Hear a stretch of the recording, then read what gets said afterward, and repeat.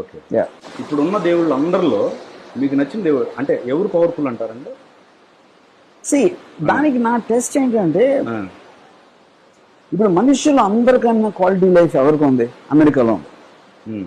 Military might కానీ, economic might కానీ, high standard quality of life కానీ, మొత్తం ప్రపంచంలో అందరూ కలిసి ఏ దేశానికి వెళ్ళాలని ఉందరా అంటే అమెరికా పేరు చెప్తారు కదా.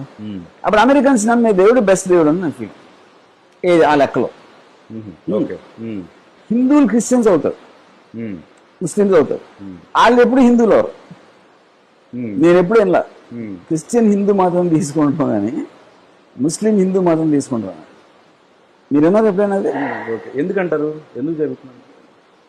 ఎందుకంటే వాళ్ళు మనకన్నా ఎక్కువ దయభక్తులు కాబట్టి. దానికి రీజన్ ఏంటంటే, నేను గాడ్ నమ్మకపోయినా హిందువులు డీమీన్ చేసినంత అట్లీస్ట్ నాకు తెలిసి ఎవరు డీమీన్ చేయరు. అంటే ఫర్ ఎగ్జాంపుల్ బాంబేలో చూస్తాను, గణపతి ప్రొసెషన్ జరుగుతూ ఉంటుంది.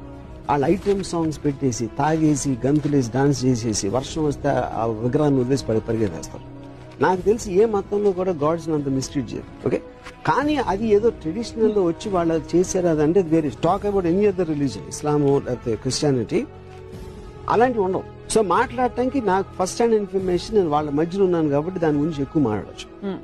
సో ఫర్ ఎగ్జాంపుల్ నేను ఇప్పుడు తిరుపతికి వెళ్ళాను అనుకోండి, ఒక గుడికి వెళ్ళాను అనుకోండి, ఆ పూజారులు మాట్లాడటం, వాళ్ళు ఏదో కిళ్ళీలు తింటూ ఉంటారు, వాళ్ళు దర్శనం చేసుకోవడానికి వస్తే ఆయన తోసేస్తూ ఉంటారు. That kind of thing I don't think can happen anyway. దాని వల్ల నేను హిందూయిజంలో హిందూ దేవుని కించపరచట్లేదు.